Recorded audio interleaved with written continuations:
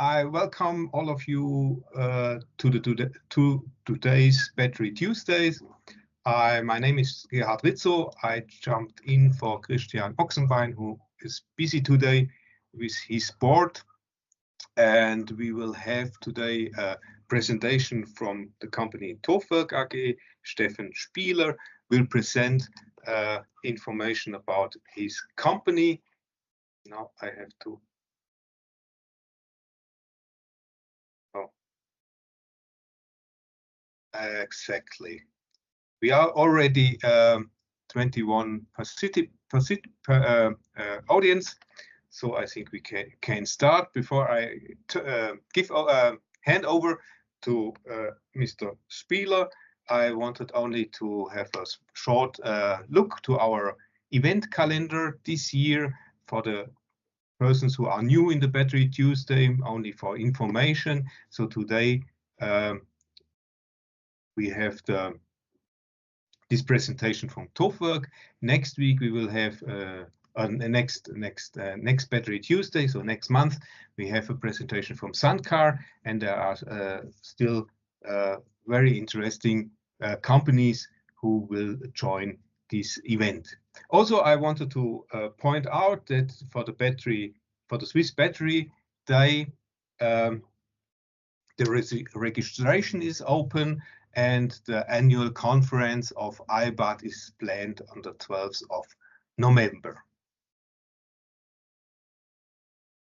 Let's come to the main topic of today. It's the presentation from TOFWERK AG. We will hear about how to detect battery leakages and for improved safety and lifetime. Steffen Spieler will present. I think he will introduce himself in his slides, so we save the time for that. And TOFWERK is well known for his mass spectroscopy application, and especially also now in battery value chain. So thanks a lot. Now we have to hand over the presentation, the screen, to Mr. Spieler. Yeah, thank you, Gerhard. Can you see my screen?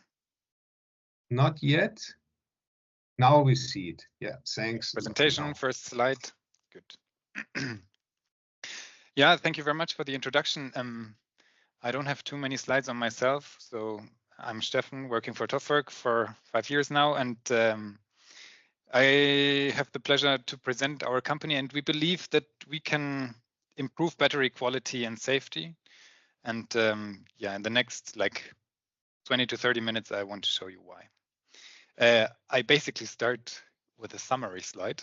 And the only thing that you need to keep in mind about TOFWERK is this picture of a haystack, and basically the phrase that we provide equipment to find needles in those haystacks. And yeah, today the first part of the talk will be on what kind of haystacks and what kind of needles we can search and find. So basically our company in a nutshell, and then about battery leakage, why we think this is an important topic and how we try to address this with our instrumentation. And in the end, I will show you 2 slides on collaborations that are ongoing in the battery value chain. So TOFWERK in a nutshell, we are a manufacturer of time-of-flight instrumentation. This is basically our name. TOF is the abbreviation of time of flight. And we build, these are instruments that are used for chemical analysis. I will go into more details. We are headquartered in Thun since more than 20 years, where it was founded already. We have some offices in US, China, Korea, and Japan. They are focusing on sales and service. And here in Thun, we do all production, development, administration. We're now 150 people roughly worldwide. And just recently, we celebrated our 1000th instrument that we have sold and delivered. And we have a partnership with Bruker, a very big company, also working on mass spectrometry and spectroscopy. So first question, I was talking about this picture of haystacks. So what kind of haystacks can we search? And basically, we can search all sorts of haystacks. Like talking in chemistry or physical terms, we can sort or search all phases of matter, no matter if it's solid, liquid, gas, or plasma. And we distributed our work into 4 markets, basically. This is how we group it. It's air quality, semiconductor processes monitoring, food, flavor, fragrance, and energy and chemicals. And today I will talk about energy and chemicals sector. So the next question that we had was, what needles can we find? Basically, I talked about this state of matter, solid, liquid, gas, and plasma, and we can search for atoms, molecules, and particles in these haystacks. So from our applications website, you can see that the applications that we have are various. So we can find basically air toxics in air. We can find nanoparticles in water. We can identify emissions of e-cigarettes. We work on plant emissions, and we also have an application where we search off flavors in wine corks. So you see that the applications of our instrumentation is extremely broad, and we haven't explored it all. So we try to focus on several markets. You can see them in gray here: atmospheric chemistry, air quality, semiconductor manufacturing. And today I will talk about energy and chemicals and the battery leakage. So the question now is, how do we find these needles? Like, basically, what equipment do we develop? And to detect atoms, molecules, and particles, you can imagine they are very small. You cannot just take tweezers and grab them and look at them. We have to develop different approaches. And our approach is mass spectrometry. So we distinguish these particles by their mass. And you usually know this measuring the mass by using a scale. So you compare gravitational forces to determine the mass of an object. And we don't do this by comparing gravitational forces, but we measure the time. Now you can ask yourself, well, how can you measure the mass of a particle with a stopwatch? I mean, how does this work? And the basic idea, I mean, of course, it's not true, but at least it gives you an idea of how it works, is that we set up a racetrack, and we have a defined start and finish line and a defined distance in between, and then we let our particles run. And as in real life, the small light ones are faster than the big heavy guys. And so to translate this into a more real picture, is I cannot switch forward anymore. Now it works. You can see that heavy particles, we measure the time, they all start at the same time, and the light particles arrive first and the heavy particles later. So in our instrumentation, this looks like this. We have a starting line where our particles are waiting for the go signal, then a defined path where they travel, and then a finish line. And so we push the start, these particles fly, and then we record the time of flight, how long they took to fly. And this technology is very old, like more than 100 years now, and it's extremely sensitive. So you do particle counting, basically. And it's very fast technology, and you can measure the whole mass spectrum. So here you can see a real life example of a battery that we measured from mass 40 to 200, or we can go even higher. And each of these needles in the haystack is a compound that was emitted by your battery. And like a little bit more realistic picture of instrument looks like this. We have this silverish volume, which is the flight path where these ions travel. And this actually is just a small percentage of the volume of our instruments. There's lots of electronics and parts that are needed to do this chemical analysis. So at the core of all of our products is the time of flight analyzer. And our daily business is to improve this technology. And so we have a big R&D team here, physicists and chemists working on this. But we also develop customer-specific solutions. So whenever people search for these needles, we develop applications with them. And we do this by 5 different product lines that we have. They all use these time-of-flight analyzers, but they use different sampling and ionization to cover all these different states of matter: solid, liquid, gas, and plasma. And today I want to focus on the chemical ionization, But there's also electron impact ionization, focused ion beam, SIMS, inductively coupled plasma, and a combination of electron impact and chemical ionization. So these are all products that we have. That was TOFWERK in a nutshell. And now I would like to show you the battery value chain as I see it, and highlight some, where we have some efforts, or where we do some research and development and at the moment. So with this ICP, this inductively coupled plasma, we are currently working on, for example, defining or measuring quantitatively the lithium content of several different, like, mines, for example. We also use this technology, ICP, to analyze black mass from recycling. But today I want to talk more about the cell chemistry manufacturing, so the research development and the testing of the assembled cells.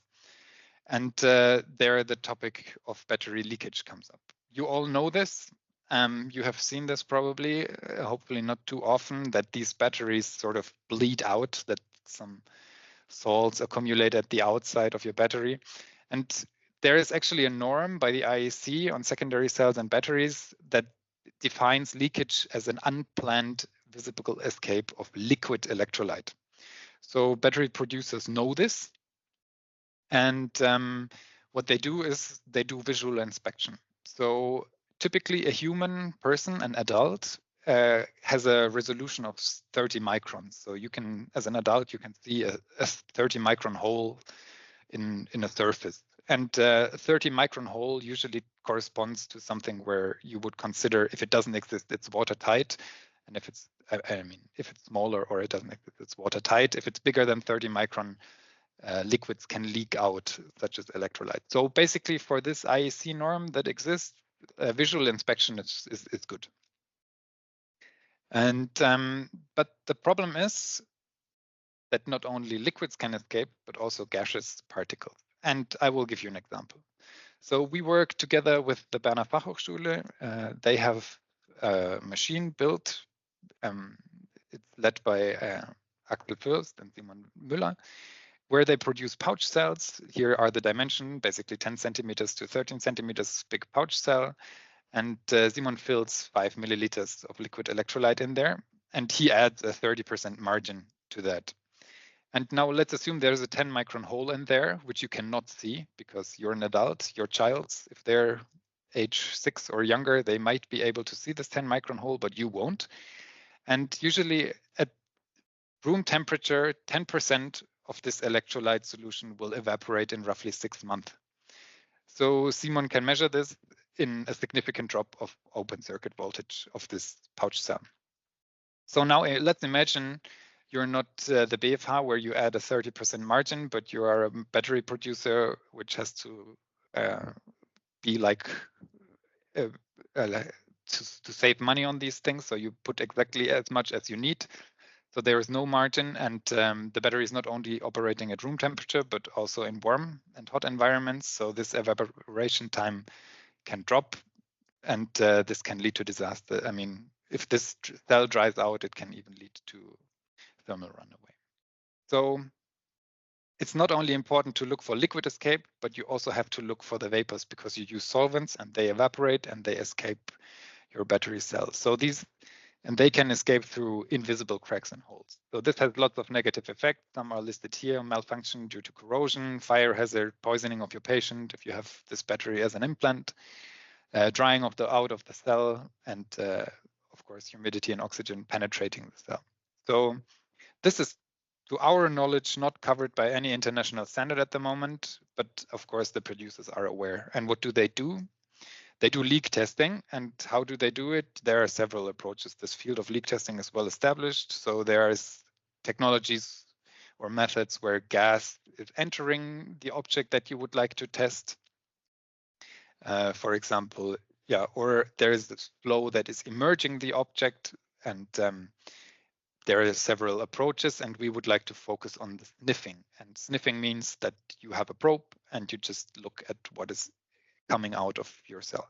What Simon currently does at the BFH, for example, is accelerated aging. So he puts the cell into a an oven, heats it for a certain time, and by this he can accelerate the evaporation and then see if his cell was leaky or not.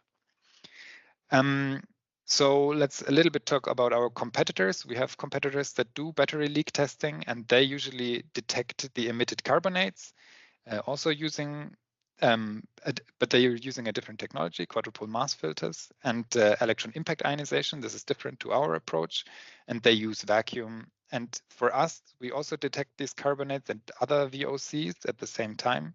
We use this TOF technology, and we use chemical ionization. This is a different approach to electron impact ionization, and this allows us to not use vacuum. So the sampling is super easy. There is no sample preparation involved, and I want to show you a short video. If I can start it, I hope you don't hear the sound. It's just important to see the picture. So here you have a cell, you just cut it open, you put it in front of our inlet, and then what you can see is in the next, here you can see this is what we record. So you can see the amount of emitted carbonate here, for example, DMC in real time. So there's no complicated sampling involved. You just put it in front of your instrument and you directly see what comes out. And this is basically one of the main advantages of our technology, is very fast and easy sampling. So yeah, this was with our lowest performance instrument, and I mean, the higher you go in performance, the more you can do. How does this look like? We have developed several sampling solutions with Swiss partners here. For example, with the Berner Fachhochschule, we do automated pouch sampling, which is a very recent project where we are still improving the performance. And goal is always to detect and localize leaks to improve production, but also to do sort of a quality testing. And with another type of sampler for cylindrical cells, we're going towards higher throughput sampling. So we would like to figure out how many cells per second can we sample. I mean, for example, yeah. And this brings me to our collaborators. For example, we are working together with Vion, which is a battery manufacturer in Switzerland. They're in Appenzell, producing medical batteries with very high quality standards. So they're using our instruments to measure what their cells and see how they leak, and then they categorize this and try to improve their production, but also guarantee the maximum emissions by these cells. And this is interesting for their customers because these batteries are implanted in people. So these are implant batteries, and they cannot, for example, use these technologies that I just presented, these different technologies. So our solution is the only one at the moment that can solve their problem. So together with them, we developed an IEC standard, which is submitted to IEC currently on actually the gaseous emissions of batteries. And another case where we collaborated with Swiss partners was with Battery Consult. They were also looking for needles in the haystacks of their battery energy storage systems. They produce salt batteries, and they wanted to investigate, like during abuse testing, what the emissions from these batteries are. And so we used a little bit of different kind of technology, and the identification of these needles is very difficult, but still we're trying to understand together with them what is emitted from their batteries so that they can make their products safer. This already brings me to the conclusions. I'm extremely fast, I see. So we turn a lot of hay into needles. So basically, whenever you are looking for a needle in a haystack, and you can approach us, of course.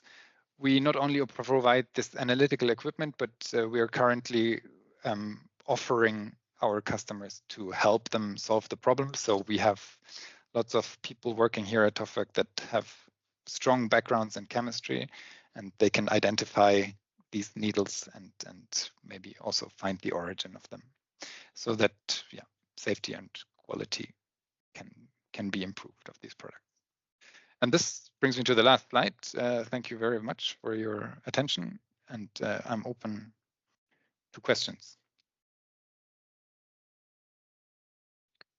Yeah, thank you very much, Stefan, for this presentation and also the details about what TOFWERK, what is the meaning of the name first, and what you offer as measurement possibilities, and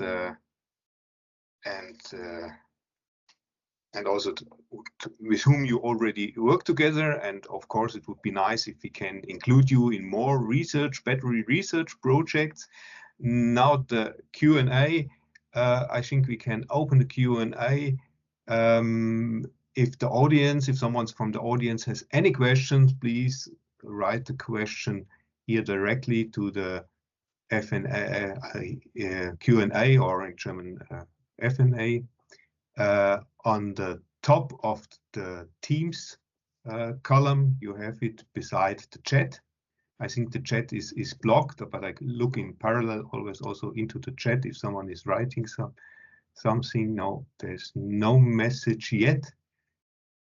All clear, that's good. Everything clear. Maybe I'm allowed to start with 1-2 questions. They are not directly about battery leakage, but I was very interested, as you said, you can measure also inside of plasma, and the questions are combined because the tendency is going to silicon anode because of capacity, and their manufacturer are, how to say, mixing nanosilicon particles into their graphite anodes to improve the capacity of the anode. And there is always a discussion about size of these nanoparticles and of the size distribution, because we speak about nanoparticles, but where it begins, where it ends, and is it really nano? Mm-hmm. And what is the question? And the question is, what is the size you can measure nanoparticles, also down to which size, and maybe which is the distribution or the band you can measure. And this is one question, and the other was these particles are often produced with a plasma process. So it would be very nice if you can explain a little bit how you can measure inside the plasma. Can you also measure particles inside the plasma, and a little bit around this application? Okay, so the first question you asked is what is the size distribution that we can measure? And the short answer is I don't know, but it depends also on the sample. So if you have, for example, an electrode, so like a solid surface, we have this FIB that I call this focused ion beam microscopes, where we can measure, basically it's like an electron microscopy where you can measure the size of an object that is on a surface. So this we can do down to, yeah, it's nanometer or sub-nanometer. I mean, you can see individual atoms if you want. And the plasma sampling, so we have this ICP, inductively coupled plasma instrumentation, that can also be used to quantify the size of particles, of nanoparticles. And there, I don't know what size distribution can be measured, but I guess it can be from a couple of atoms till many atoms. I cannot give you a number on how big these particles and diameters are, but I guess it covers a very large range. If there is somebody interested in actually this, I can forward this to the product manager of ICP, and he can answer this question. Okay. Probably in a second, but I don't know the details. No problem. It's also very specific questions, of course, and it was not the topic of your presentation. Mainly topic of your presentation. Yes, there is a question from the audience. Do you only sell the instruments or also make measurements for companies? Yeah, basically, I mean, we make a living out of selling instruments, of course, but I would say that we also offer measurements as a service to some extent. Like when we see that there is potential and that it's worth putting our time in there, we invest a lot from our side. And but we're not a contract lab, so we have all the instrumentation here, but we are not. Yeah, we don't. This is not our main business driver is doing measurements. But if there is an application that is interesting and where we see potential, then of course we do measurements. And of course, for all the product lines, we do free demos for 1 or 2 days. And yeah, you can just approach us. Yeah. Yeah, thank you very much. I hope it answers more or less the question. I can see that there is one more question on the accuracy of compound, like how accurate is the compound identification with setup you have? Well, I mean, we measure the mass of a molecule or an atom. So, and we get this down to many digits. So we have very good mass resolution. And but this doesn't mean that we can identify the product. So we can do the math and calculate like what are the likely, like, let's say you have a molecule containing carbon and whatever. So we can any carbon atoms and hydrogen atoms and silicon atoms and sodium atoms it has, but we cannot tell you the structure of the molecule. We have solutions to tell you structure, but identification is always difficult. And for example, I'm still sharing my screen, right? I can show you an example if you want. So we also had I have to switch. We had a project with MEET, this battery research center in Münster, where we did what we call untargeted analysis. This is exactly the goal where you want to identify, you have a substance, you don't know what it is, and you need to tell what compound is in there. And there we combine technology, EI and CI. And by this, so the EI basically has big databases where you can look at the fragmentation patterns of molecules and then identify them, but you don't know the parent mass. And with CI, we can measure parent mass. So by combining these technologies, we can do this untargeted analysis or non-targeted analysis and identify compounds. But this is in a certain extent, so it really depends on the question that you're asking if we can really identify the compound or not. Yeah, I don't know if this answers the question, but yes. Now you were in the chat or in the Q&A? I am in Q&A. Q&A, okay. And there's another question. Shall I read it or do you want? Yes, if you like. You mainly showed examples on liquid electrolyte, knowing that tendency of market is going towards semi-solid and solid-state batteries. How could your technology support R&D? Okay, we are looking for partners to see what is emitted from solid-state batteries. So if you have solid-state batteries or if you're doing research on that, please approach us. We are happy to try all our Christmas tree of toolbox and see what we can see from these approaches towards batteries. Yeah. So the answer is we don't know. We think there is emissions from these batteries, and we also have the technology to measure it, but we don't have the partner to do some serious investigation. So feel free to contact us. Sorry for not having a better answer. That's it in the Q&A. I don't see any other. Yes, in the chat is also a question. Could you please comment on the sampling rate and the detection limit of the device? Okay, sampling rate, we do this TOF extraction. So basically push the start button and measure the time until the ions arrive at the detector, like roughly 40 kilohertz, so 40,000 times per second. This is our sampling rate. This is usually not very good because no screen can display this. So we do some averaging and we say roughly 10 hertz is realistic. Then we do lots of averages already, but we sample 40,000 times per second. And realistic is 10 hertz.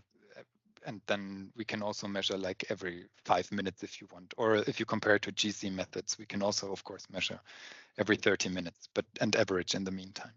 So, but the sampling rate is really, really fast. Like, as I said, 10 hertz is realistic. And then was there a second part to the question? Aha, LOD, yeah, limit of detection. We can go down to PPT, so parts per trillion, which is extremely low. I don't have a good picture for this. This is 1 in a billion, right? I mean, this is extremely low. Like we compare it to the nose of a dog. So basically our instruments are electronic noses, and for example, for off flavors and cork, we compete with very fine noses of people or dogs, or yeah. Also, we can detect, I mean, drugs and stuff like this, like comparable like a dog. So PPT is the limit of detection. Yeah, thank you very much for these answers. Now in the Q&A, I think it's neue Beiträge. There are some more, of course. For qualitative analysis calibration matters, how do you solve this? Yeah, so for the gas for the battery leak detection, we have mixed standards. So basically, we have a gas bottle where there is a known concentration of let's say we use BTX, so benzene, toluene, and xylene, to calibrate. This is so the cylinder comes, we buy it from a lab that measures the exact concentration, and then we feed this to our instrument and compare this concentration to what we measure. So this is how we do it in gas phase. And then for the ICP and other products, we have other approaches to calibrate quantitatively. Yeah, but we also have instrumentation that are matrix dependent. So for example, the FIP, this focused ion beam instruments, they are not quantitative. There we cannot give exact numbers on how many atoms per surface area you have. A bit bad. I don't see if the people are happy with these answers, but I hope that otherwise just contact us. Yes, I think we can say it's always feel free to contact Mr. Spieler directly, or if you have another question now, we have still time to discuss about this. Yes, you are right. I'm also switching always between chat and Q&A because one person wrote in the chat, and so we a little bit jumping. Maybe this can be changed. I will talk to Christian Oxenbein if this maybe can join together, that you have only one task list to follow. If I look here in the list, I don't see a new question. And maybe in the chat. Thank you very much. Written in the chat, yes. So also from my side now, it was very interesting. I think there are applications. Of course, it's not the equipment which you can put in your pocket. Not yet. We hope that we get there one day, but it will take another 20 years, I guess. Yes. Who knows? But who knows? Who knows? If you look to the microelectronics, how it was and how it is today. But it's always good on it to know there's a company who is doing it, to have a name whom you can contact if you have a special question. And so I think it was, for me, from my side, I have to say it was very interesting, very helpful presentation. Thank you very much again. Last few on the Q&A. I think there's no new question came up. No new question. I don't see it. Yeah, thanks again from my side to Stefan from iBAT. You are invited, of course, to the next Battery Tuesdays and also about Swiss Battery Day. And of course, we would be happy to see you on the annual conference, but it's a long time till there. Of course, maybe you can simply remark it on in your timetable to remember. Thanks a lot to everyone, to the presenter, to the audience, and have a nice afternoon.